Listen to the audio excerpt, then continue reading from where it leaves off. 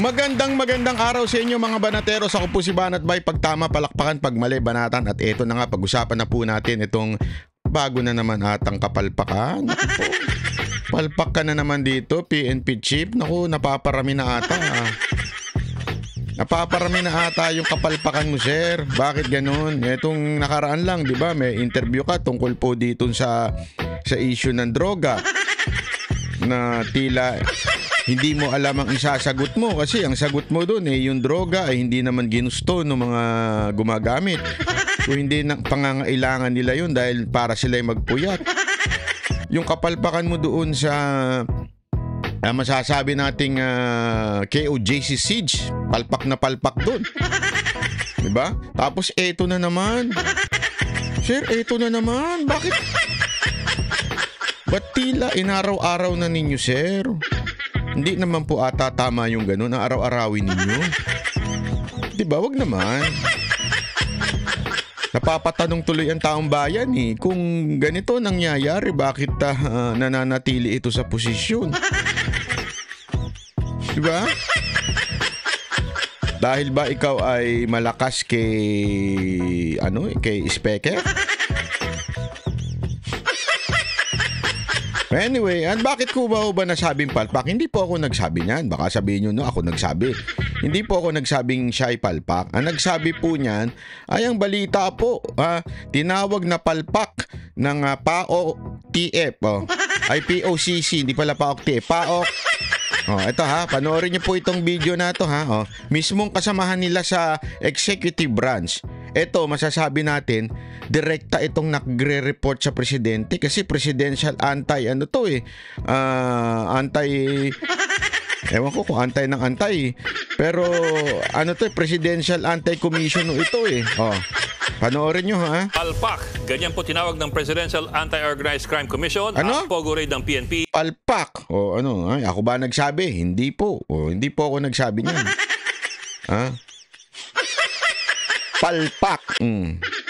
Sa isang kumpanya sa Malate, Manila. Ang depensa naman ng PNP, lehitimo raw ang kanilang operasyon. Naku Nasa frontline na balita niya. So sino sinungaling? Kasi dalawa lang yan, di ba? Sabi ng PAOCC, palpak. Okay? PAOK, sabi ng PAOK, palpak. Sabi ng PNP, tama naman daw, legitimate operation. So malamang sa malamang mga kababayan, ito, tanong ko na kaagad sa inyo ito kayo ho sumagot, sagot nyo dyan. Sa malamang, kung sinabi ng PAOK, palpak, sinabi ng PNP, tama, may isa ho dyan, sa tingin ko, nakantil. Ano ibig mo sabihin, Banat Bay, na nakantil? Hindi ko alam kung isa ba dyan sa inyo ay protector. O baka naman isa dyan ay gustong alam mo na, umeksena. Gusto ng additional reward, ika nga. Hindi natin alam kung sino dyan sa dalawa na yan. Basta meron isa sa kanila, palpak at nagsisinungaling. Sino kaya yun? Kayo nga habang pinanonood nyo ito, komento nga ho kayo dyan. Okay, pasok. Tamonte. October 29 nang salakayin ng mga tauhan ng PNP Anti-Cybercrime Group ang kumpanyang Quantum Innovative sa Malate, Maynila na pugad umano ng online at investment scam. Nahuli ang 69 na mga dayuhang empleyado ng kumpanya. Pero pinakawalan din sila nitong November 1 dahil wala pa raw maisang pangkaso. Dahil dyan, tinawag ng Presidential Anti-Organized Crime Commission. Yan, Presidential Anti-Organized Crime Commission. Ibig sabihin, sa office ng presidente ito. O PAOK na flawed o palpak ang operasyon. Naku po, palpak. Niit din ng PAOK na wala silang kinalaman sa operasyon at hindi sila nakonsulta tungkol dito. Hindi raw nila pinakakawalan ang sinumang dayuhang nahuhuli sa Pogo. Kasi hinuli tas pinakawalan.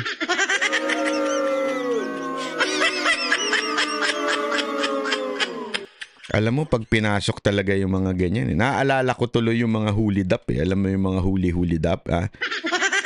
Hindi ko naman sinasabing yun ang ginawa ng PNP dito. Pero naalala ko lang yung mga hulidap. Alam niyo yung hulidap, huhulihin. Tapos, alam mo na. Ano, gusto mo maayos yan? Madali lang yun. Sus. Dali lang yun. Hulid up, diba? Alam na natin yan. Nangyayari yan.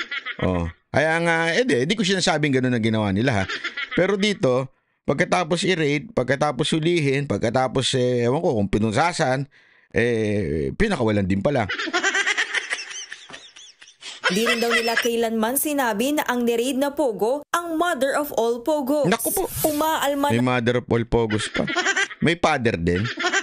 May sugar baby of all Pogos. Ano ba talaga?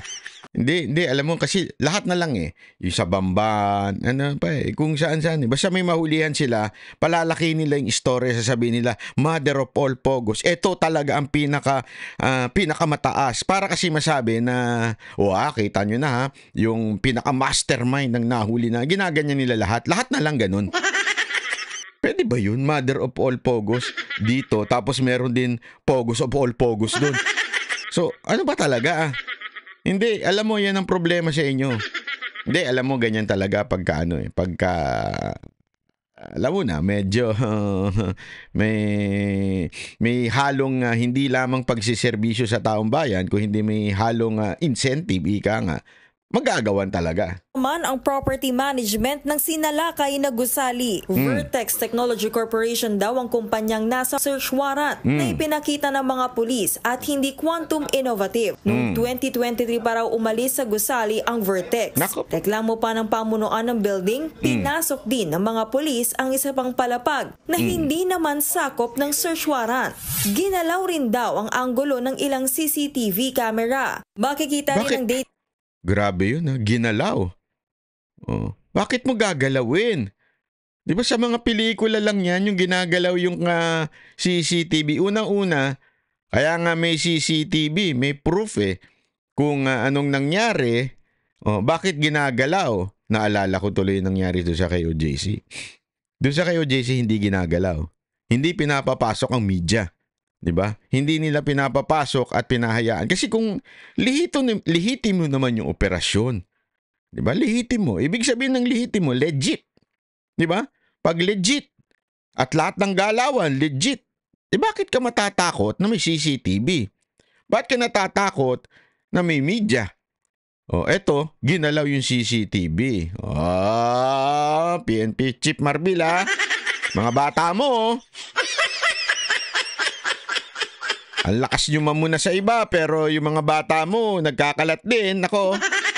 Stamped October 30, 31 at November 1 sa mga CCTV footage. Naku po. Kahit isinagawa ang raid noong October 29. Binago pa. Naku po, patay tayo dyan. Talaga nga naman. May hocus-pocus na naganap dito. Binago pati date Kasi importante yan. Importante ang mga details na yan. Lalo na pagka sasampa ng... Hindi ko nga alam. Ewan ko Ito pa. Isa pang naisip ko. Kayo rin kung ano ba naisip ninyo. Isa pang naisip ko dito. The tampering of evidence. Ika nga. Diba? Tampering of evidence or sabihin na natin mali yung pagpresenta ng ebidensya. Yan po kasi ang kadalasang nagiging dahilan ng pagka-dismiss ng kaso. Kaya marami dyan, sinasadya yan para ma-dismiss yung kaso. 'Di ba? So kunwari, uhulihin lang, pahihirapan lang para discomfort ng ilang mga, siyempre mga VIP din ng mga iba dyan, may mga bossing din dyan. 'Di ba? Para magipit lang yung mga bossing. Alam mo naman ng mga bossing niya, mayayaman yan Daming magagandang mansyon yan, tapos bigla silang ikukulong. Para sabihin ng mga nanghuli, gusto mo maayos to, madali naman yan. Sus. Sasampa natin yan sa husgado, sa piskal, pasa natin yan. Pero, kita mo to, ginalaw-galaw namin So, lusot kayo dito, wala kayong problema dito. Hindi kasi alam mo, sorry po pero sindikato na po kasi yung mga ganyang galawan 'di ba? So hindi natin alam kung ganyan ang ginawa diyan. Hindi natin masabi pa sa ngayon Pero ang sigurado tayo meron. Kaya nga pumiyok itong PAOK Bakit? Kasi pambirang kalabaw to, may press release na sila daw yung nag-raid. And hindi ko nga alam kung saan yung, bakit nag-press release ng ganun. So, ibig sabihin, meron talagang nasa likod nitong raid na ito. Ibig sabihin, maaari na para pagka nagkabulilyaso, ang sisihin ng publiko ay ang PAOK. Tama, mali. So, kaya nila, meron silang CCTV at meron silang press release na PAOK ang gumawa nitong raid na to. Yan ngayon ang itinatanggi ng PAOK. The fear is what if they can do this, arrest people and in this building and detain them for over 48 hours only to release them, then parang medyo shaky kung ano yung magiging ground nila for arresting other people. Naku po, nasabi mo na. Nasabi mo, madam. No. Yan ang nangyayari, di ba? Alam na ho natin yan, ginagamit yan ng PNP. Yung kita mo, mantakin mo, private company. Mali yung nasa mga warrant nila. Ayan na naman po tayo eh. Nangyari na to eh. Yung mga warrant medyo may problema eh. Eto, may problema dun sa warrant kasi hindi na yun yung kumpanya. Iba na yung kumpanya. So sa madaling salita, nag-grade ng ibang kumpanya. Ang labo naman oh. Nag-grade ng ibang kumpanya ang PNP. Yari tayo dito. Depensa naman ng PNP, lehitimo ang kanilang operasyon. Ito na They could naman. always make their claims po. Kakapatan po nila yan. If they could, they would like to question po the validity and basis po ng police operation po, they are not precluded from doing so po. But on the part of the PNP, they are standing by their police operation. May mga dokumento raw silang magpapatunay na ang Quantum Innovative pa rin ang umuupa sa sinalakay na opisina. Lumalabas po na nagpalit lamang po ng pangalan ng Quantum Solution po. At ito po ay concerning po sa violation po ng Securities Regulation Code.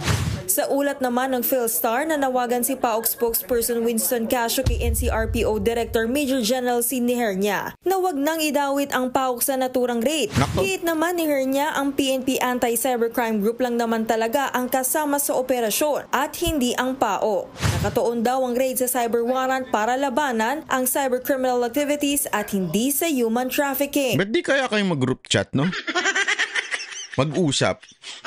Hindi, magkaiba sila na sinasabi. Itong PAOK, iba sinasabi. Sila daw ang umaano ng mga anti-organized. Siyempre, kaya nga PAOK di ba? Anti-organized at lalong-lalo na po yung POGO. Yan po yung, tandaan ninyo, yan po yung inutos ng presidente. At itong PAOK bilang Presidential Anti-Organized Crime Commission, yan ang susundin nila. At ang sinasabi naman daw nitong isang kapulisan natin, sa tawag to, cybercrime, di ba? Iba rin ang kanya sinasabi. Hindi kami ang nakatoka dito. Mag-group chat kayo. O kaya maganda, kausapin niyo yung presidente. Kung hindi siya busy, kausapin niyo siya, tanong niyo sa kanya, ano ba talaga? Kasi nagkakagulo na kami dito eh. Sa ngayon, inihahanda na ng PNP ang mga isasampang kaso laban sa mga empleyado ng Quantum Innovative. Nagbabalita mula sa Frontline, Camille Samonte, News 5. Ay, nako po, matindi. Ito yung sinasabi nating meron talagang matalinghaga pagdating. Meron pa ho itong dagdag, baka kalaan ninyo Sandali, hindi pa ho tapos ito. Meron pa hong dagdag na or informasyon dito patungkol ho dito sa issue na to kasi nagsasalita pa kanina in-interview yung PAOK chief at talagang pinabulaanan niya, sinasabi niya, pinapaliwanag niya na mali talaga yung ginawa. Oo. Hindi kasi dalawang ito again, hindi naman po natin sinasabing si PNP Chief Marbil na kaga ng palpak. Okay? O siya ang sablay. Pero ngunit datapot subalit, ito ang tanong dito. Bakit kaya itong PAOK biglang nagsasalita, pumipiyok agad? Posible kaya? Posible. Ako nagtatanong lang naman po ako Posible kaya na Naku, ayoko ng tanong. Mahirap. Pero sige, tanong na natin tayo si Banat ba eh. Posible kaya na itong PAOK TF ay merong ilang pinapaburang kumpanya at ang kanilang inaanulaang ay yung mga kalaban nung kaibigan nilang kumpanya? Posible kaya yun? Kakumpetensya nung kumpanya na yun? Kaya nung hindi dumaan sa kanila, nagpipiyok, nagagalit, at parang sinasabi, hindi kami kasama dyan, bakit nyo ino? Kasi baka napagalitan. Di natin alam. Kaya nga ako nagtatanong. Baka napagalitan ng boss, sabi, bakit mo kami ni-raid? Di ba meron na tayong ano? Di ba? Meron na tayong kasunduan eh. Bakit mo kami ni-raid? Sabi nung, hindi. Ito tanong lang naman. Hindi ko naman sinasabing totoo ito, ha? Tanong lang. Baka naman sinabi nung PAOK eh, hindi kami nag-raid niyan. Tapos sabi naman nung ching-chang mo, sabi niya, anong hindi? Etong ching-chang mo sa dyaryo. Ito sa dyaryo. Pangalan mo, ikaw daw raid.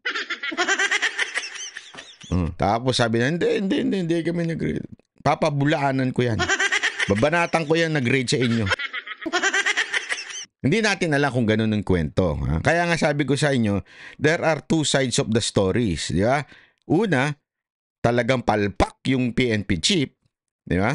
At hindi alam ang ginagawa ng mga tauhan niya at nag-raid ng maling o nag-warrant sa maling kumpanya. Unang side. O baka naman may pinoproteksyonan ang PAOK.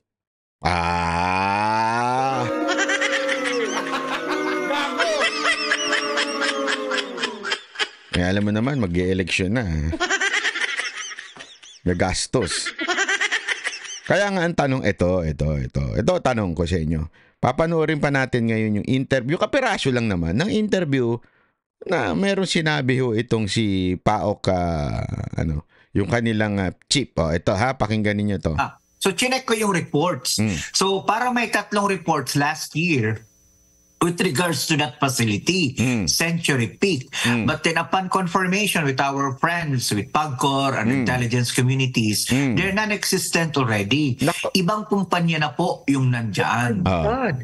So are you saying they raided a legitimate? Grabe yung reaction ni no? Pag nag-react si Karen Davila, para talaga, my God. Hindi. Ganun ba mag-interview? Hindi, talent lang talaga ni Karen Davila. Ganun kaya ako mag-interview sa Banatero sa SMNI, no? My God! Dinamay mo pa ang Lord, ba ganun? Hindi, tignan mo, ha? Saying they raided Non-existent already. Ibang kumpanya na po yung nandyan. God. So are you saying they raided a legitimate private company? I would think so. So, kinakailangan nilang, kaya nga kinasuhan na po yata sila kahapon. Legitimate company? Are you saying? Palpak sila? Yun na sinasabi, parang lehitimong kumpanya ang hinuli nila. Naku po, kaya nga kinasuhan yung nung abogado nung kumpanya na yon, yung PNP. Sa Napol. Hindi ko maintindihan, bakit hindi maintindihan ni Karen Davila to? Ang simple-simple nung sinabi, tingnan mo ha. Kasuhan na po yata sila kahapon doon sa Napolcom and other Sino ang kinasuhan? Sino ang kinasuhan? Yung PNP? Yung NBI po, yung NBI.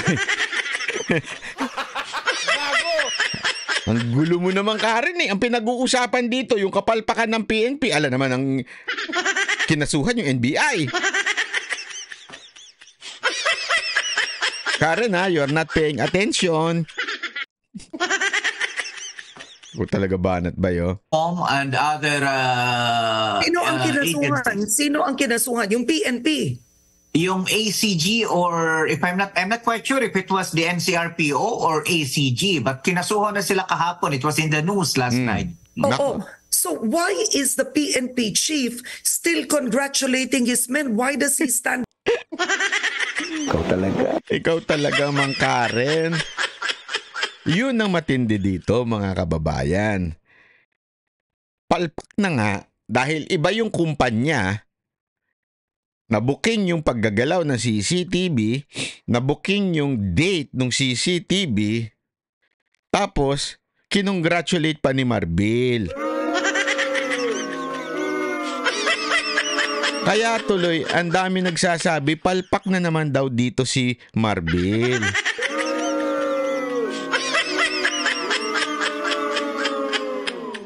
Ako naman, Marbil naman, ano na naman na nangyayari sa'yo? Bakit?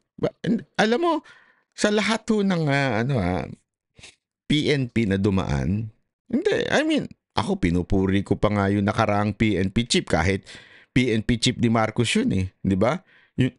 Kasi dami ko nabalitaan na magandang nagawa yun. Yung nakaraang PNP chief bago si PNP chief Marbil. Ang ganda ng mga ginawa nun Yung Ilocano na yun, maganda. Marami siyang nagawa at naayos. As a matter of fact, in-extend pa nga yung PNP chief na yun. But this time, itong PNP chief na ito, may sabi nga nila, bida-bida. Mahilig sa camera, mahilig sa magpa-interview. May konti atang problema dito sa PNP chief na ito. Yun ang sinasabi ng iba. Ayoko naman husgahan kagad Pero based on facts, based on what happened yung sa mga instances nung sa KOJC, yung sagot niya tungkol do sa war on drugs, 'di ba? Tapos yung mga bida-bidang tinanggalan ng mga security, tapos nababalitaan naman po natin na yung iba mga PSPG ay nasa mga in-check, nasa mga Chinese. Mantakin mo tinanggalan ng mga security yung mga talagang tunay na merong threat sa kanilang buhay. Meron nung talagang threat sa kanilang buhay. And yet napunta sa mga Chinese. Hindi ko alam kung Chinese pogo ba yun o Chinese businessmen. Ang dadami. As in, hindi lamang po dalawa. Kasi dapat by law required, dalawa lang.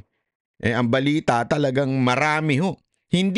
Wala hong sila Wala ho silang order.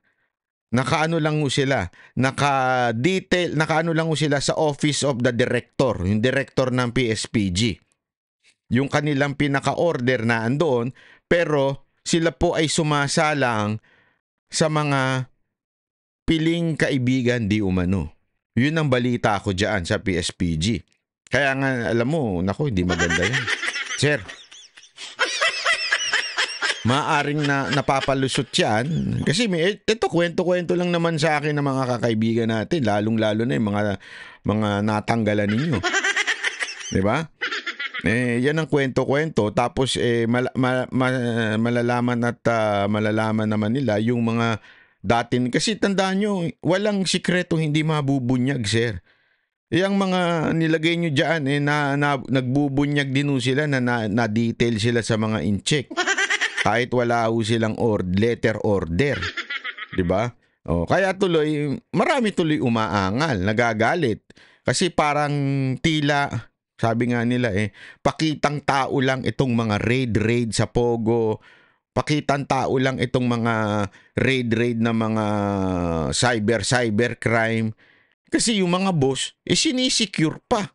Ewan ko kung totoo yan Allegedly lang ng mga ina-allege po yan sa ilang PNP personnel. Di ba makikita nga ho natin yan. Mga siga pa nga ho yan doon sa dumadaan sa mga busway. Di ba?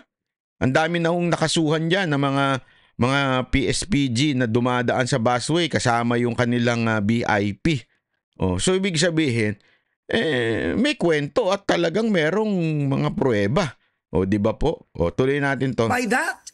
Now, that I cannot answer, Karen. No, whatever is the reason behind the statement, that would be beyond me. That would be the question should be best addressed to their spokesperson. Okay. Sabi nga naman niya, ikaw naman, Karen, no? Bakit sa akin mo itatanong? Ito, pakinggan yung huling part. Or ACG, but kinasuhan na sila kahapon. It was in the news last night. Oo. So So why is the PNP chief still congratulating his men? Why does he stand by that? Tinanong yung PAOK, bakit kaya kinakongratulate pa yun nung PNP chief yung mga tao niya? Bakit mo sa akin tinatanong? Hindi naman ako ang PNP chief. Ito minsan si Karen din talaga. No? Pag nagtanong siya kahit hindi nakadirekta doon sa taong dapat sumagot, tinatanong niya pa rin. Ano? Hindi ko alam kung kinukuha niya yung opinion para pareho sila ng opinion. Pero tama naman yung tanong niya.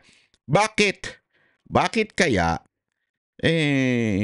amidst the kapalpakan, sablay na operasyon, tapos ngayon nakasuhan pa. Tandaan niyo, ang makakasuhan naman po dyan, hindi naman po yung pinuno eh. Yan ang mahirap eh. Kaya nga, alam nyo kayong mga pulis, ingat-ingat din kayo sa pagsunod sa utos. Kasi maaring yung mga pinuno ninyo, may pera yan. May abogado yan. Diba? Kayong mga ordinaryong pulis na nakasuhan, kung napangalanan kayo o nabigyan kayo ng kaso, hindi kayo ililigtas ng mga boss nyo. Alam nyo ba yun? Kayo ang sasagot. Kayo ang gagastos.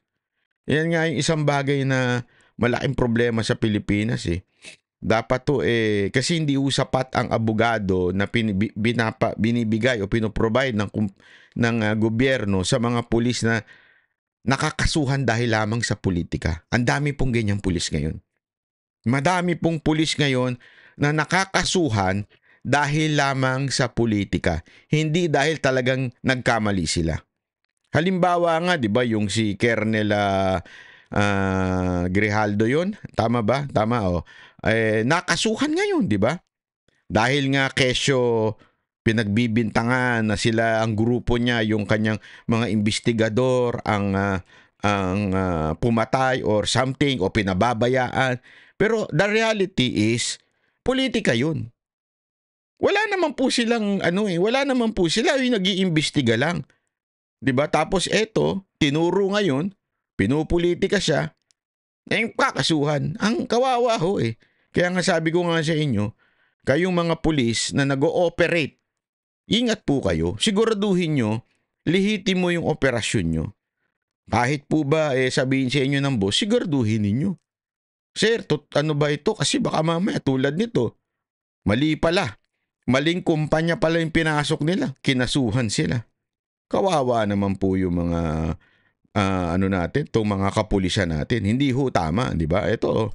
Now, that I cannot answer, Karen. No, whatever is the reason behind the statement, that would be beyond me. That would be, the question should be best addressed to their spokesperson. Okay. Yan. Kaya nga alam mo, katulad nung nangyari sa KOJC, di ba? Siyempre, may mga nakasuhan dyan na nasa baba. Katulad din ito, may mga nakasuhan dyan sa baba. Si Marbil naman, kung makasuhan man siya, o kahit si pangalan nito, si Diwata, Diwata, tuloy si Torre. Kahit naman po makasuhan yun, meron silang pambayad ng kanilang mga abogado. Balita ko. Ayoko na sabihin. Pero balita ko talaga nga namang, di ba, matindi po yung inyong appreciation na natanggap. Appreciation, di ba? So meron kayong pambayad ng mga abogado ninyo. Kaya nga lakas na loob magsampa ng kaso eh. Kasi may mga abogado kayong provided. Hindi natin alam kung ganino kagaling ba yan. Sa gobyerno ba yan? Sino ba nagpapasahod dyan? Pero gayon pa man, meron sila. Paano naman yung mga nasa baba? Na inutusan lang. Kasi siyempre, dyan yung mga kapitan, major, di ba? Hindi pa nga yan eh. Siguro yung mga babang-baba, yung mga tauhan na nakatakip ang mukha, hindi naman makakasuhan yun kasi wala naman silang identification. Pero yung mga kapitan, yan ang madadali ho dyan, yung mga major na sumama, di ba? Siyempre kasi makikita yung pangalan eh. Ito yung tawag dito, ito yung departamento ng PNP na ng raid. So nandyan yung mga pangalan. Makakasuhan lahat yun, di ba? Kasi mantakin mo, pasukin ba naman private company na wala namang tapos iba pa. Siyempre yun, importante yun. Iba yung pangalan ng private company na pinasok nila at iba yung pangalan nung dating nagre-renta doon. Oh. Dapat sana kung talagang tama yung intelligence report nyo, di sana na itama yun sa warrant pa lang, di ba? Ang problema, ito nga sabi ko, laki-laki ng intelligence fund ng PNP ngayon. Bakit mali-mali? Again, hindi po tayo nagsabing mali-mali. Mismong PAOK po nagsabi. Unless pa sinungalingan po ng kapulisan. Sabihin ng pulis, hindi. Ito ang sinungaling si PAOK. Siya ang mali. Kami tama. Hindi.